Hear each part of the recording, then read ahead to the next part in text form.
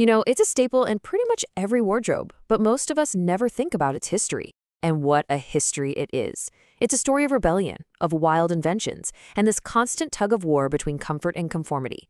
So today, we're going to unlace the surprising history of the bra. I mean, just look at a modern bra. You're not just seeing fabric. It's a piece of high-tech engineering.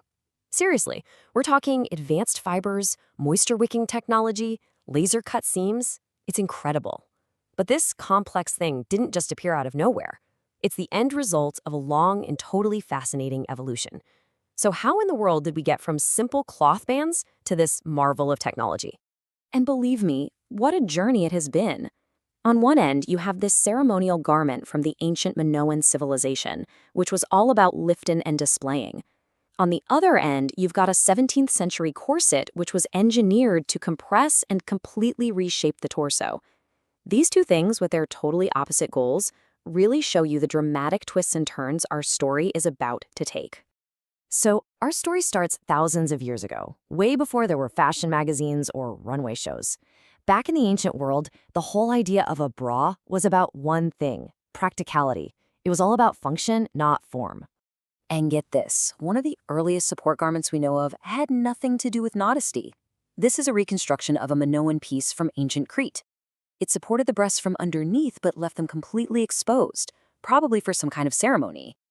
This tells us that right from the very beginning, breast support was tied to culture and social ideas, not just pure function. Okay, now let's hop over to ancient Greece, where we find something called the apodesmos. Forget underwires, forget padding, this was just a simple band of wool or linen. Spartan women, who were famously athletic, would wrap it across their chests to keep everything secure during sports. The Romans had a similar thing called a strophium. In both cases, the goal was really simple: management and stability, not creating a specific look. For centuries, that simple idea of support would be totally replaced by a garment that would literally reshape the female form. This was the age of the corset, a time when the human body was treated almost like an architectural project, something to be sculpted and molded into a very specific ideal. The corset's number one job was to create the ideal silhouette of the day: a dramatically tiny waist and a lifted, prominent bust. To get that look, these garments were reinforced with really rigid materials like whalebone or even steel rods. Laced up tight, they would just cinch the waist and force the torso into that coveted hourglass shape. But trying to get that perfect figure came at a really steep price. Corsets made it hard to take a full breath, they put immense pressure on internal organs, and they severely restricted a woman's ability to move around. So over time, the corset became way more than just a piece of clothing.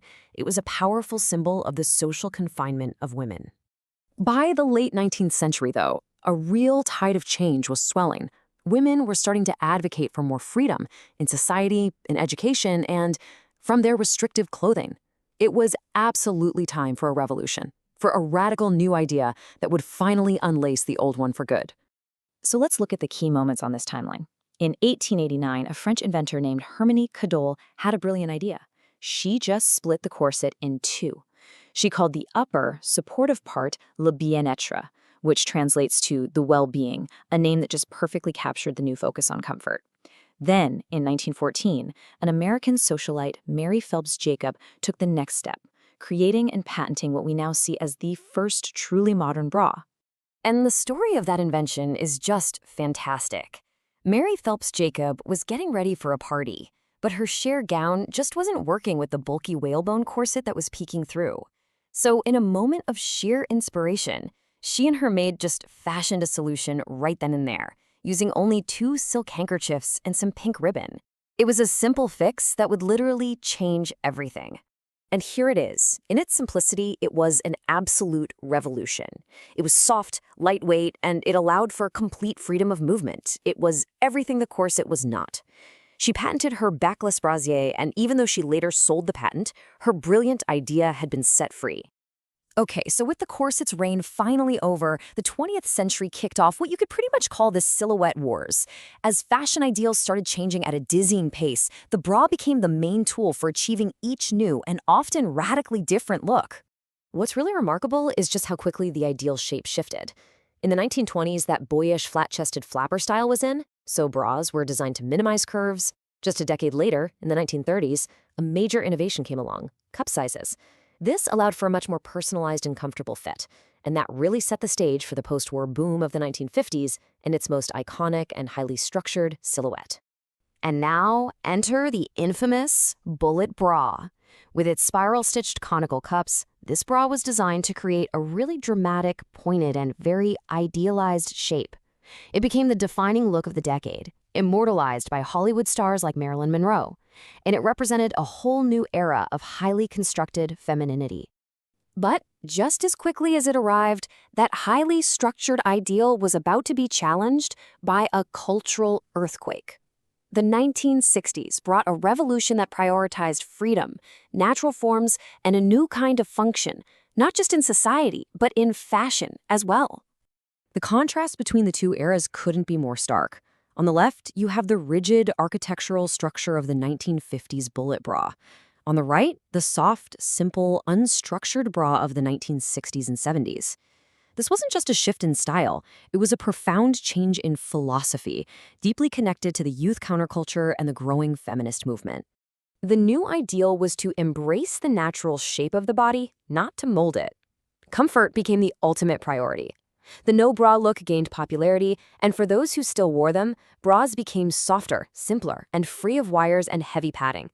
It was a conscious and often political rejection of the artificial silhouettes that had dominated for decades.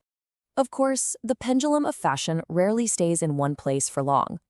The 1990s saw the explosion of the wonder bra and the push-up phenomenon. Suddenly, the focus shifted once again, from the natural to the enhanced, creating a new, highly specific ideal of dramatic cleavage and lift.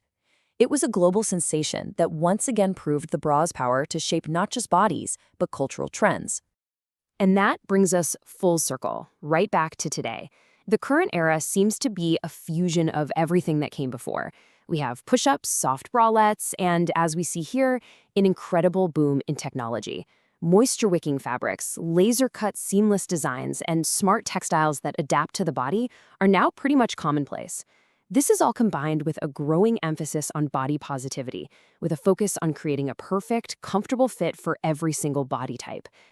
So, from a simple band of linen in ancient Greece to the iron grip of the corset, the liberation of two silk handkerchiefs, and the high-tech marvels of today, the bra has been a constant mirror, reflecting our society's ever-changing values and ideals.